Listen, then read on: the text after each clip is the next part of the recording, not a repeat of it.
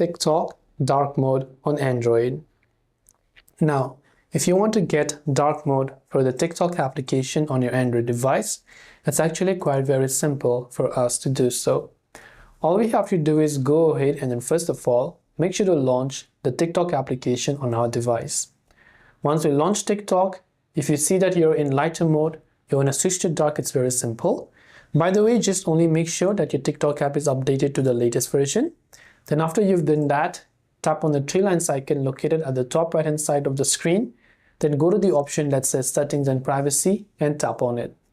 Then when you go to Settings and Privacy, over here you'll find these options. So from here what you want to do is simply look for the option called Display and then tap on it. Now here you can see light and dark, or you can also use your device settings. But since you want to switch to dark, you can select dark and TikTok will be switched to the darker theme. You can also switch your device to darker theme, by the way, and turn on use device settings. It will automatically switch TikTok in darker theme.